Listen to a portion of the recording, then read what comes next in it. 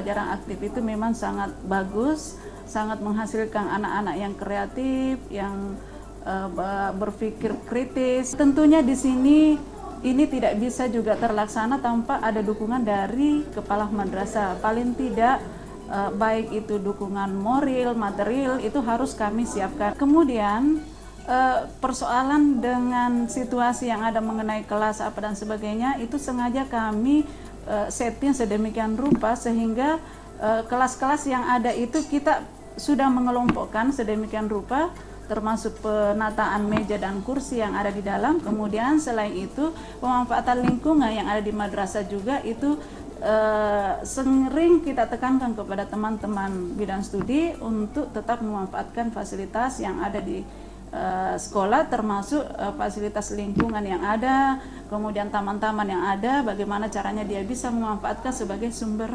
belajar.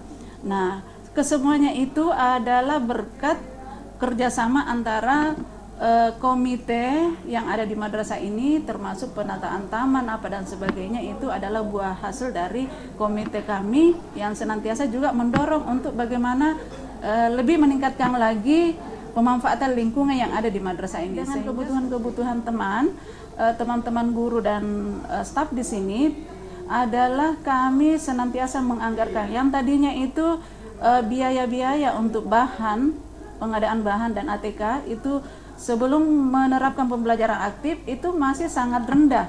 Akan tetapi melihat kebutuhan daripada setiap guru setelah pembelajaran aktif, maka itu kami menganggarkan lebih banyak lagi supaya semuanya bisa terpenuhi. Karena saya tidak berharap dengan persoalan bahan dan ATK sehingga pembelajaran aktif ini tidak terlaksana, karena saya sudah merasakan hasilnya sendiri, termasuk kejuaraan-kejuaraan. Alhamdulillah kemarin kita sudah menyandang juara 1 tingkat nasional. Akhirnya semua ini adalah merupakan satu motivasi untuk kami, sehingga sering saya sampaikan kepada teman-teman guru bahwa apapun kebutuhan Bapak Ibu silakan kita ajukan. Insya Allah kami akan siap menganggarkan sesuai dengan jumlah kebutuhan Bapak Ibu. Kami sebagai guru di Madrasah MTSN Dinamo ini merasa bersyukur dengan adanya pembelajaran kontekstual seperti ini, karena banyak manfaat yang kami rasakan dengan adanya kegiatan seperti ini. Yang tadinya anak-anak itu biasanya berkeliaran karena gurunya menyalin di atas, sekarang alhamdulillah sudah aktif dalam melakukan diskusi. Yang tadinya kegiatan pembelajaran biasa mereka lakukan secara sendiri-sendiri, sekarang mereka sudah menyadari pentingnya kelompok.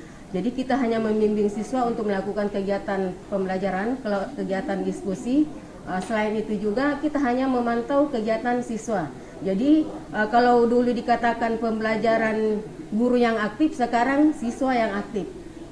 Kemudian ini semua bisa terlaksana atas dukungan dari semua stakeholder, terutama dukungan dari kepala sekolah, kepala madrasah, yang mana di dalam kegiatan pembelajaran ini kepala madrasah senantiasa melakukan menyediakan sarana prasarana yang dibutuhkan dalam kegiatan pembelajaran ini. Selain itu juga penyediaan ATK dan selain itu dalam kegiatan pelaksanaan MGMP, kepala sekolah senantiasa mensupport kita untuk melakukan kegiatan MGMP, baik itu dilakukan oleh Departemen Agama maupun yang dilakukan oleh antar departemen, antar Dinas dengan Departemen Agama. Kemudian selain itu juga support yang diberikan oleh kepala sekolah adalah dalam bentuk pemberian reward yang diberikan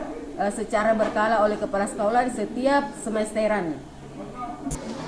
Salah satu kiat kami di madrasah ini untuk menumbuhkan minat baca siswa, yang pertama adalah senantiasa memberikan instruksi kepada teman-teman guru untuk dapat mengarahkan siswanya untuk masuk ke dalam perpustakaan membaca. Jadi bukan hanya di situ, selain di perpustakaan kita juga siapkan tempat-tempat membaca seperti taman baca.